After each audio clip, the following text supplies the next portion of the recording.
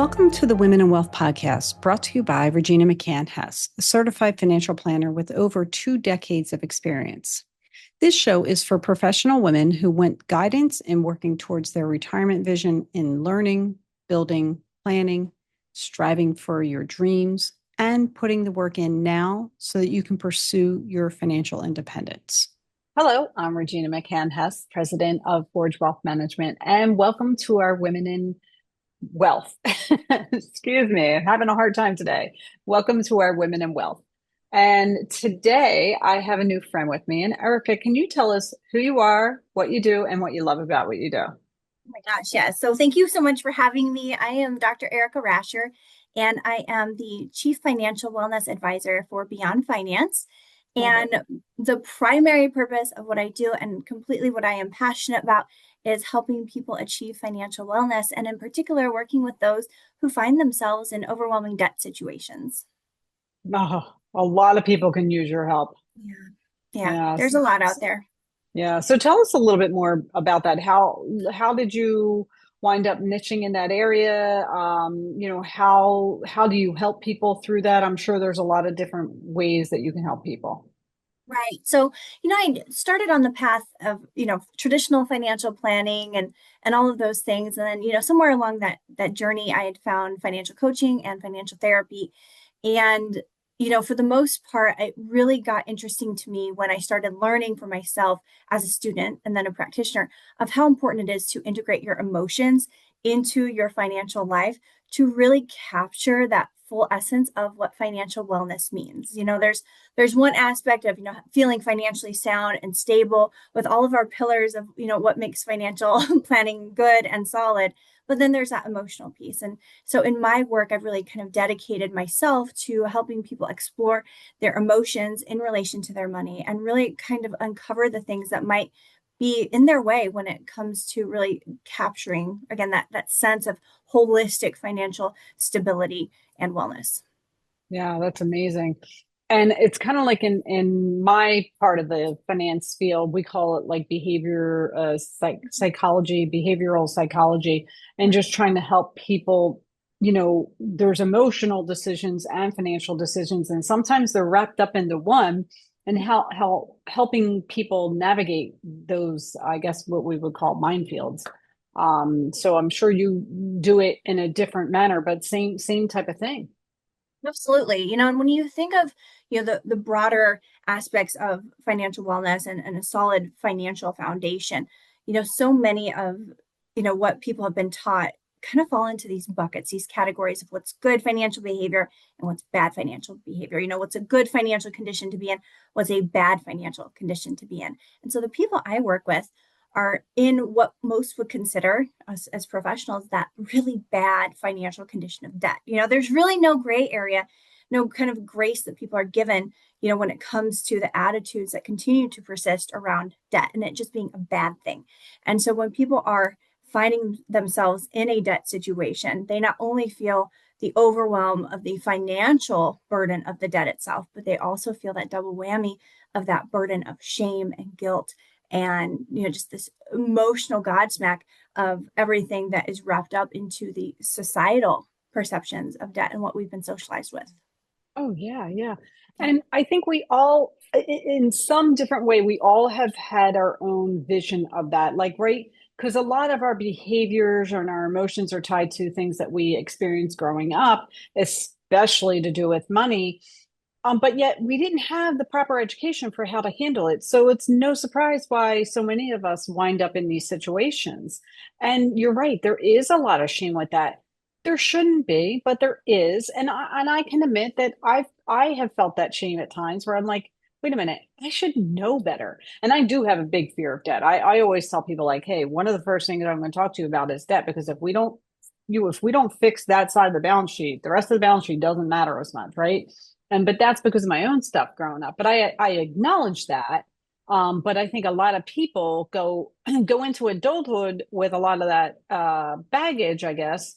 But we don't get the education to help us navigate it in a more positive and healthy manner. So I'm thinking that you pick up some of those pieces and help get people back on that path. Absolutely. And, that's, I think, one of the most interesting things about debt is, we aren't educated on personal finance just in general. And we Not at all. certainly aren't, yeah, we aren't.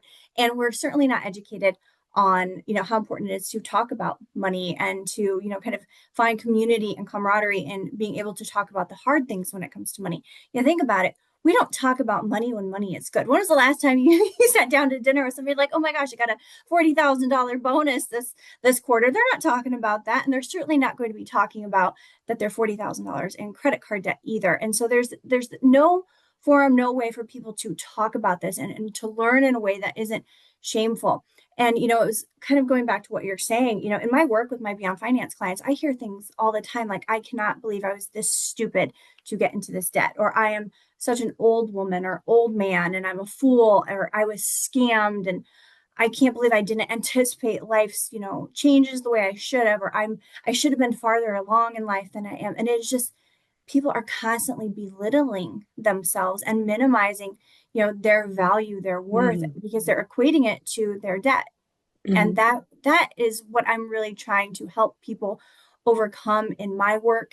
If that's my life's work, then that's my life's work. And it's a place I love to be because, you know, so many times I work with people who find themselves in debt, not because of the, I think, perceptions a lot of us have that, they're chronic gamblers or overspenders or any of those things. But a lot of the people I work with are people who have had major life events kind of precipitate that condition of debt. So it's people who've lost their jobs, who've lost, partners, whether that be to death or divorce, people who have been scammed in romance scams or Mm-hmm. investment scams. Crypto scams are huge. Romance scams are huge. I mean, it's not just stuff we see on Dr. Phil. This is stuff that has been sensationalized, but it's truly happening in real life. And it is putting people in these precarious financial decisions and, these really tight spots.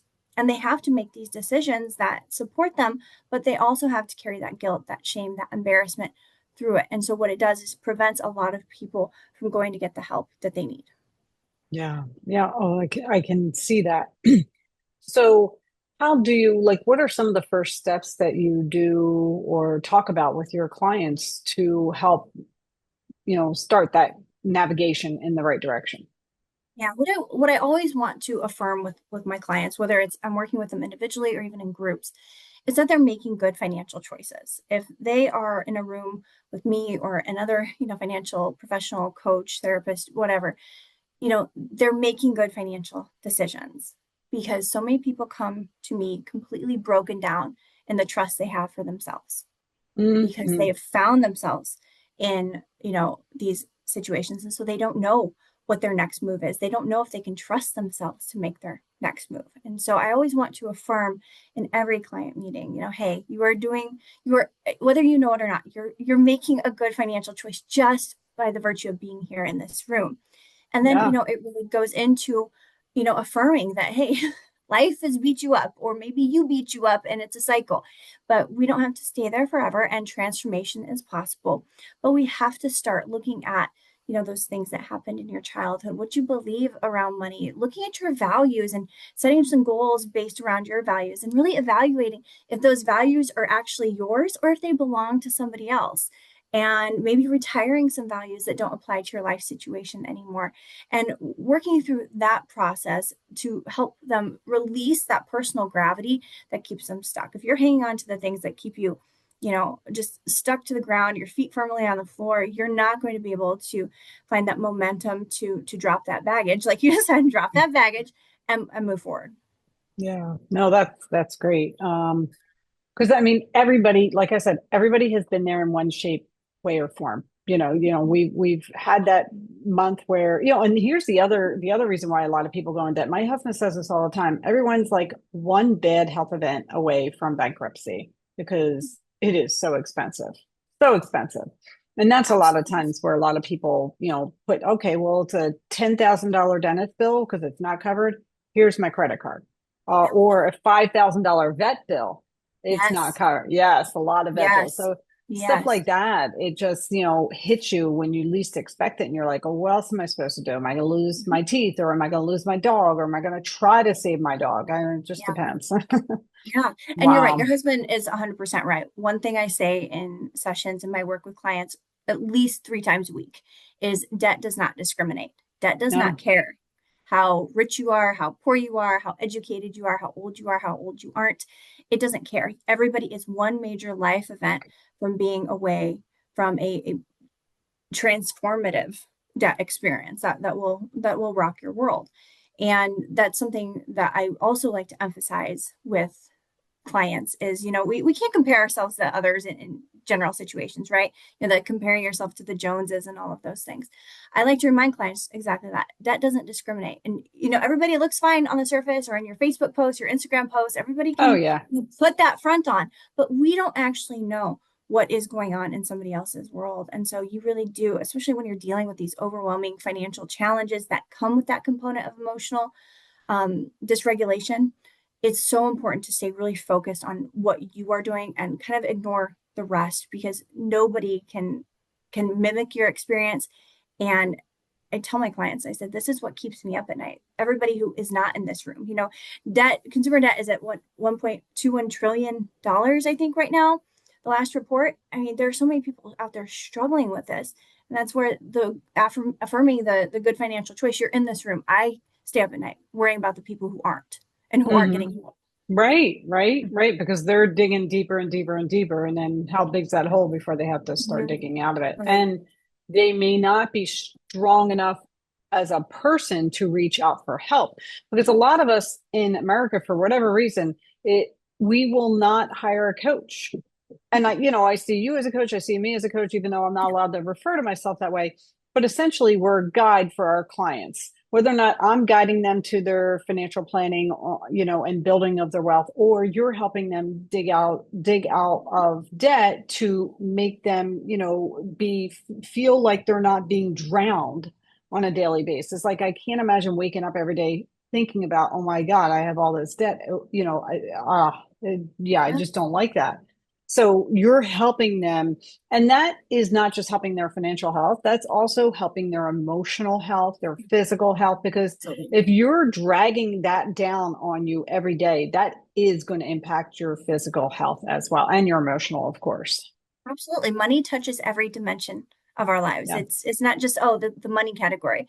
It affects our 100% our physical health, our mental health, our emotional health, our relational health. I mean, it affects every aspect, every Hmm. measurement of health that we have. Hmm. And when you are so focused on, taking care of your debt, or even just thinking about it, it's naturally going to pull your energy and attention away from those other places. And so you're basically so focused on this that you're starving these other places. And that includes Hmm. other components of your financial foundation. If you're so Right. focused on getting out of debt, things like your emergency fund are going to suffer, and your investing, strategy, all of those things are going to play in together, and you probably fighting with your spouse if you're partnered up, a little bit more on the regular. And so it's going to drain from all of those areas. And so it's so key to get focused intentionally, but also intentionally refocus on those areas that have been neglected because of that debt. We cannot live in that mire of debt. We have to move Mm. from that space, from existing with our debt and living with our debt, into a place of really living with our debt without Hmm. existing in it. Right. And to help with decreasing the shame of being there, like, I think a lot of people have been there, even people you think would not have been there. Yeah. And like, we have these major talented athletes, like, and I can't even think of any of their names right now, tennis stars, golfers, all those guys and Tyson. gals and gals. And but they use coaches, and you know, they're better because they use coaches. And you can, you can say you're not a coach or something else, but essentially they're using a guide to make them better. Well, they couldn't figure it out on their own, what is supposed to be fundamental, but we were never told or taught how to do this. So there should be no shame in reaching out and having somebody help them figure a way to how to, one, dig out of it, build a better lifestyle for themselves, and learn ways to avoid it in the future. You're 100% right. And, I think people in these more high profile or more income earning types of positions, or celebrity, or however you want to phrase that, they have better access to to that because they have the money to do it. Yeah. And that is a category that is super high risk, just like, lottery winners and all of those Yeah. things. And so, Yeah. there's kind of a different also sentiment around that, but you're spot on. We are not taught about money, and we're also simultaneously not taught anything about money, but also we have this expectation that we're supposed to know everything about money. And so Yeah. if you mess up, if you make a mistake, you don't want to look like you don't know anything about money, and you certainly don't want to admit that. And so your likelihood of reaching out to get help is diminished. And so I think one of the most important things any financial professional can do is to start including in their repertoire when they're talking with clients or the children of clients or anybody that they're dealing with, is just ensuring that there's no harm in admitting what you don't know. You don't have to know everything about everything. And that's why there are specialists that exist. That's why there's doctors. That's why there's coaches. That's why there's financial advisors and planners. That's why there's massage therapists. That's why there's people who do our nails and beautifully. There's something for everybody out there. And you do not have to be a specialist in money, because that's why other people exist. And so it's okay to say, I don't know the first thing about investing, or I've tried every budgeting technique out there and none of it works for me. I have a PhD in personal financial planning, and it took me years to find a budgeting method that helped me kind of correct my overspending. And this is a true story. And this is something I tell people every day. It took me doing my own money journal and keeping that in my glove box of my car to report back on my spending and my feelings, to help me course correct and build my emotions into a budget, into a way that worked for me. I'm one of the lucky 5% who have been formally educated on personal finances, but I don't even have it all together. Yeah. You Yeah. know, No, I know. Right. Right. and No, I hear you. those are the conversations we need to be having with people, to know that they don't have to know everything that there is to know about money, and stop the shame around it. It's just uncalled for. Absolutely. Absolutely. So if people want to learn more about you and how you help people, where would they go learn about your business and your Yeah. journey? So I think one of the best places to start is to check out the company I work with, and the company I help their clients get through this emotionally, and that's Beyond Finance. So www.beyondfinance.com. And if you'd like to connect with me personally, LinkedIn is the spot to find me. I don't have any other social media other than LinkedIn, so I Smart. love LinkedIn. Yeah. So you're more than welcome to connect with me or send me a message there. Oh, it's fabulous. Yeah. Fabulous. So tell me what maybe some of the struggles that you have faced as a professional woman. Oh, wow. Um, I know, sorry. It could be it's a loaded question. Well, I think so. I think it's important to note that, I'm an older millennial, I'm one of the oldest of my generation, and when I started in financial services, I've been in financial services for 20 years. I hit 20 years in 2024, which is wild to me. Oh, that's cool. Yeah. I know, right? But it's still kind of shocking. I've got my gray hairs growing in, and I feel like a lot of that is the wisdom that comes with things. But, when I look at financial services 20 years ago and what it felt like to be a young woman trying to break into a male dominated industry, I found it difficult at times. I Yeah. think it was hard for me to be taken seriously. At times I had plenty of great male mentors, but you run across some that, they just didn't find you, in the right place. Yeah. And so there was a lot of, breaking the glass ceiling, I think, that kind of existed then. I transitioned from financial services, more client facing, into academia. I was a professor for several years before I transitioned kind of back out onto my own and my coaching and consulting, which is what I do now.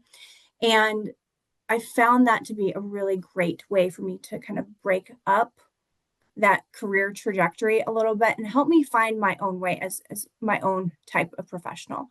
And, I get that question a lot, would you recommend going into academia? Well, academia has its own set of issues, that are different than, kind of the corporate world, or the advising world, if you will. And so I think in each role there have been challenges, but I think they have been mostly related to just old school mindsets and ways of thinking. And the older I have gotten, and as I've watched students, go through the same kind of trajectory I've gone through as they've graduated and progressed in their careers, their trajectory is a lot different. So I've definitely noticed that things have changed quite a bit in the last 20 years. And I think it's all headed in the right direction for the most part. I love it. I love it. Love it. Yeah. I pick on Maria, who's my assistant, because she's a millennial. And I tell her she's not a good millennial because she's not good at technology. So I pick on her all the time. I'm like, come on, you're a millennial. You're supposed to know this. It's funny that you say that because I also say that now. Like Yeah. I don't really think I'm all that great at technology. I know enough to be dangerous, right? But for the most part, I'm like, I'm just gonna let somebody else Yeah. deal with this. Yeah. Yeah. I hear you. I hear you. It's funny. It's funny. Yeah. Well, it's the expectations. Again, we Mhm. expect people to be able to handle money, even though they weren't taught. We expect millennials to be good at technology just because when they were born, it doesn't mean they are, but that's how it goes down. And I just like to poke fun at Maria, so we have a little fun with it. Oh goodness. Okay, so my last question is, what is your vision of retirement? Mm.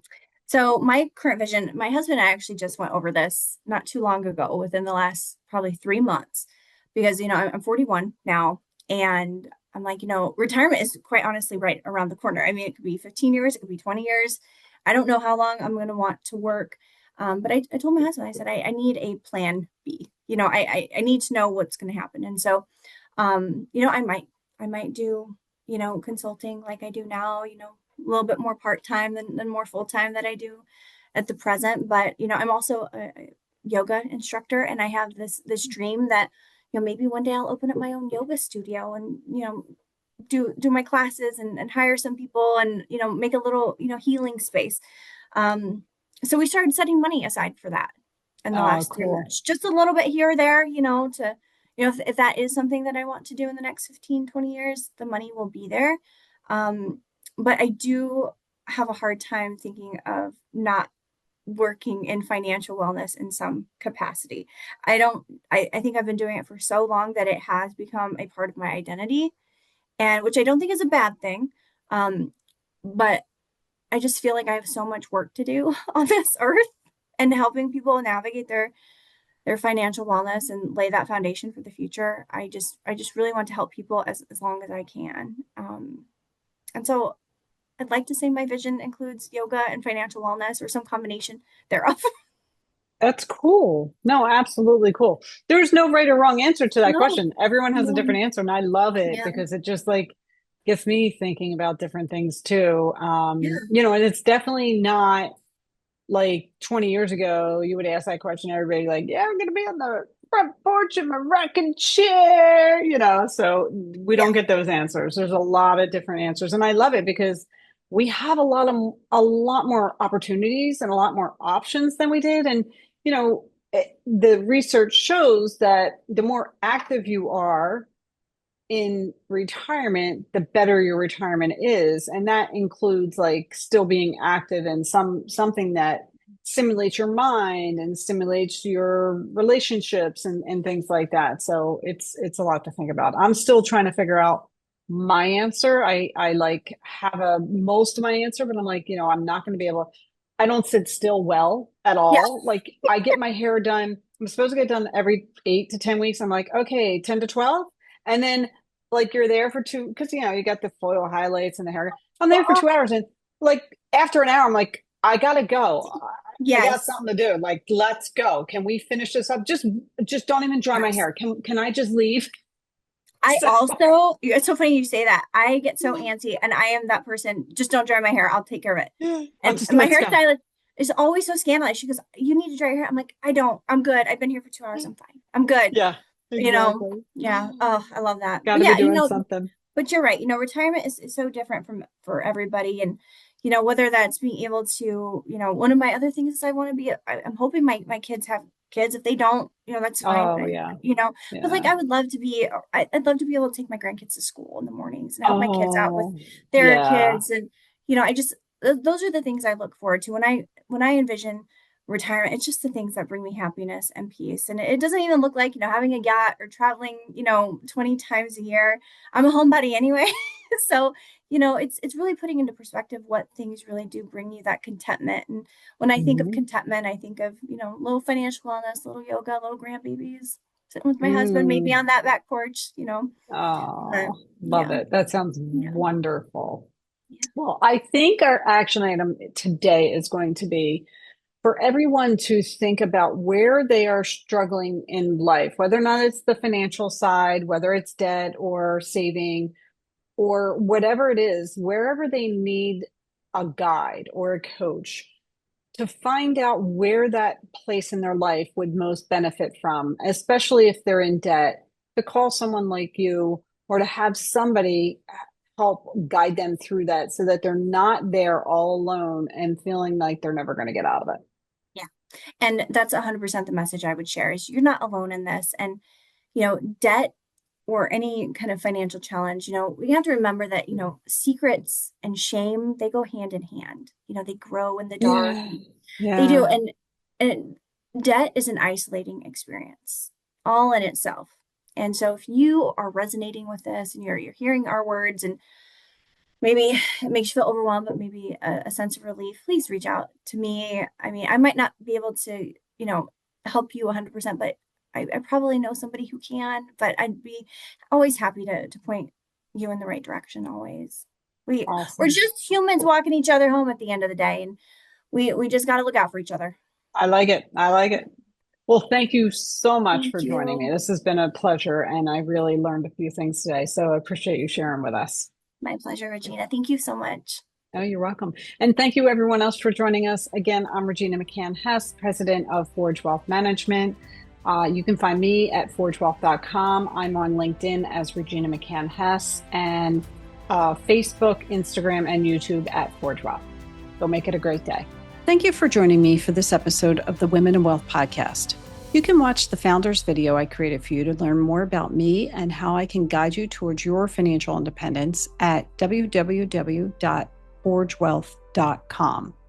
The information in this podcast is educational and general in nature and does not take into consideration the listener's personal circumstances. Therefore, it is not intended to be a substitute for specific, individualized financial, legal, or tax advice. To determine which strategies or investments may be suitable for you, consult the appropriate qualified professional prior to making a final decision. Securities are offered through LPL Financial, member FINRA, and SIPC. Investment advice offered through Private Advisor Group, a registered investment advisor. Private Advisor Group and Forge Wealth Management are separate entities from the LPL Financial.